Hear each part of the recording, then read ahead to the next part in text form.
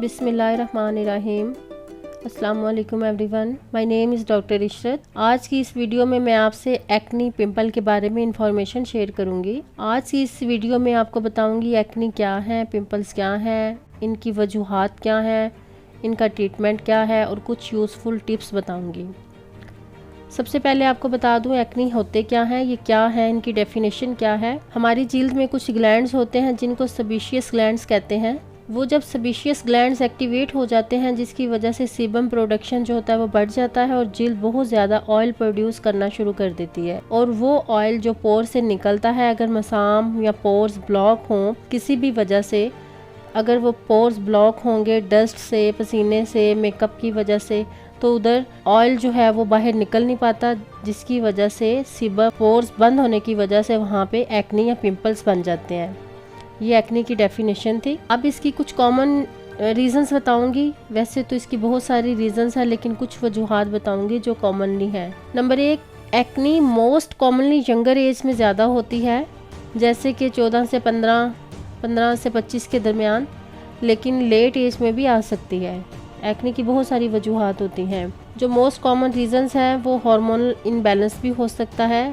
Hormones का fluctuate होना एक बहुत बड़ा फैक्टर होता है एक्नी कॉज करने में। जेनेटिक्स भी एक रीज़न हो सकती है, एक वजह हो सकती है। लो क्वालिटी प्रोडक्ट्स का इस्तेमाल भी एक्नी की वजह हो सकती है। स्ट्रेस का भी एक बहुत बड़ा फैक्टर होता है। स्ट्रेस में कुछ ऐसे हार्मोन्स बॉडी में रिलीज होते हैं जिनकी वजह से आपको एक्नी की इरप्शन हो सकती है। डाइटरी फैक्टर्स भी एक रीज़न हो सकती है, जिसमें जंक फूड, फ्राइड और स्पाइसी खानों का ज़्यादा इस्तेमाल। प्रॉपर क्लींजिंग का ना होना, जैसे मेकअप की वजह से भी पोर्स जो होते हैं वो ब्लॉक हो जाते हैं और ये प्रॉपर क्लींजिंग ना करने से वहाँ पे एक्नी हो जाते हैं।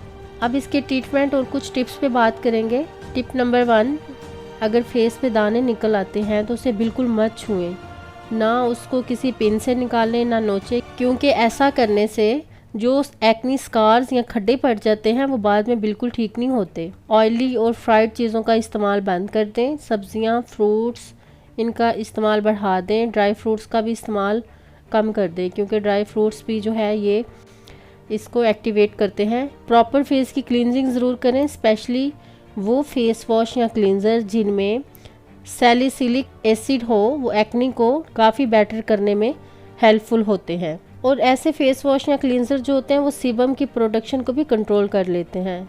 पानी का इंटेक बढ़ा दें, स्ट्रेस से दूर रहें। ये कुछ टिप्स थे। अब ट्रीटमेंट पे बात करेंगे।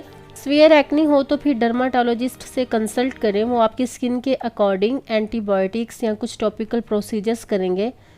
इसका इलाज मुकम्मल करवाएं। ये 2 से 4 माह के ट्रीटमेंट से ख़त्म हो जाते हैं अगर स्टार्ट में ही इनको पकड़ लिया जाए।